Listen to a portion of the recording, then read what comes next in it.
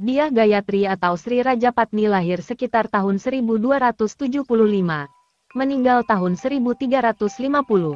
Adalah putri bungsu Raja Kertanagara dan salah satu istri dari Dyah Wijaya Raja pertama Majapahit.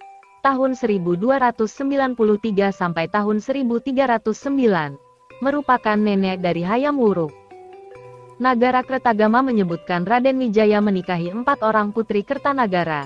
Raja terakhir Singhasari, yaitu Tribhuwana bergelar Tribhuwaneswari, Mahadewi bergelar Narendra Duhita, Jayendra Dewi bergelar Prajnaparamita, dan Gayatri bergelar Rajapatni. Selain itu, ia juga memiliki seorang istri dari Melayu bernama Dara Petak bergelar Indreswari.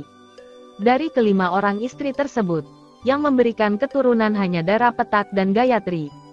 Dari Dara Petak lahir Jayanagara, sedangkan dari Gayatri lahir Tribhuwana Tunggadewi dan Raja Dewi. Dari Tribhuwana Tunggadewi inilah yang kemudian menurunkan raja-raja Majapahit selanjutnya. Kitab Pararaton menyebutkan Raden Wijaya hanya menikahi 2 orang putri Kertanagara saja. Pemberitaan tersebut terjadi sebelum Majapahit berdiri. Diperkirakan, mula-mula Raden Wijaya hanya menikahi Tribhuwaneswari dan Gayatri saja. Baru setelah Majapahit berdiri, ia menikahi Mahadewi dan Jayendra Dewi pula. Dalam Kidung Harsawijaya, Tribhuwana dan Gayatri masing-masing disebut dengan nama Puspawati dan Pusparasmi.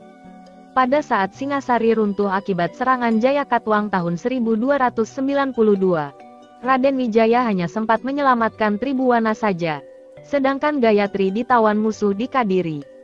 Setelah Raden Wijaya pura-pura menyerah pada Jayakatwang, baru ia bisa bertemu Gayatri kembali. Pararaton menyebutkan, Raden Wijaya bersekutu dengan bangsa Tatar, Mongol, untuk dapat mengalahkan Jayakatwang. Konon Raja Tatar bersedia membantu Majapahit karena Arya Wiraraja menawarkan Tribhuwana dan Gayatri sebagai hadiah. Kisah tersebut hanyalah imajinasi pengarang Pararaton saja, karena tujuan utama pengiriman pasukan Mongol yang dipimpin Ike Mese ke Tanah Jawa adalah untuk menaklukkan Kertanagara. Setelah Jayakatwang kalah, Raden Wijaya dan Arya Wiraraja ganti menghadapi pasukan Tatar. Dikisahkan dalam Pararaton bahwa kedua putri siap untuk diserahkan dengan syarat tentara Tatar harus menyembunyikan senjata masing-masing, karena kedua putri tersebut ngeri melihat senjata dan darah. Maka, ketika pasukan Tatar tanpa senjata datang menjemput kedua putri, pasukan Raden Wijaya segera membantai mereka. Raden Wijaya menjadi raja pertama Majapahit sejak tahun 1293. Ia meninggal tahun 1309 dan digantikan putranya, yaitu Jayanagara. Pada tahun 1328 Jayanagara mati dibunuh Ratanca tanpa memiliki keturunan. Menurut Nagara Kertagama, sebagai sesepuh keluarga kerajaan yang masih hidup, Gayatri berhak atas tahta Majapahit. Akan tetapi Gayatri saat itu sudah mengundurkan diri dari kehidupan duniawi dengan menjadi biksuni, pendeta Buddha. Ia lalu memerintahkan putrinya, Tribhuwana Tunggadewi naik tahta mewakilinya pada tahun 1329 menggantikan Jayanagara yang tidak punya keturunan.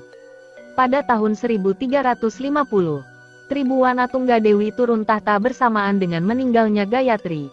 Walaupun ini diragukan kebenarannya karena menurut prasasti Singhasari, Ratu Tribhuwana masih memerintah sampai tahun 1351. Karena pada tahun 1351 Tribhuwana Tunggadewi masih menjadi Raja Putri, terbukti dengan ditemukannya prasasti Singhasari. Nagara Kertagama dan Pararaton juga memberitakan pada tahun 1362, Hayam Wuruk Raja keempat mengadakan upacara srada memperingati 12 tahun meninggalnya Gayatri Rajapatni. Nagara Kertagama memberitakan kalau tahta Jayanagara yang tidak mempunyai keturunan diwarisi Gayatri, yang kemungkinan saat itu istri-istri Raden Wijaya yang lain sudah meninggal semua, dan garis keturunan yang masih tersisa adalah dari Gayatri. Mengingat Gayatri adalah putri bungsu Kertanegara dan salah satu istri Raden Wijaya.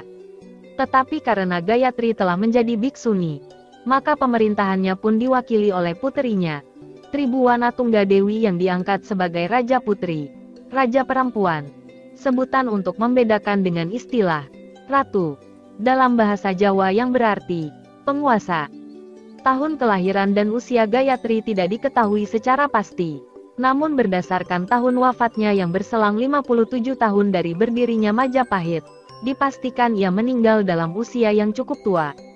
Raja Majapahit, Hayam Wuruk memerintahkan persiapan pembangunan Candi Pendarmaan untuk Raja Patni Dyah Gayatri di Bayalangu ditetapkan sebagai tempat pendarmaan itu.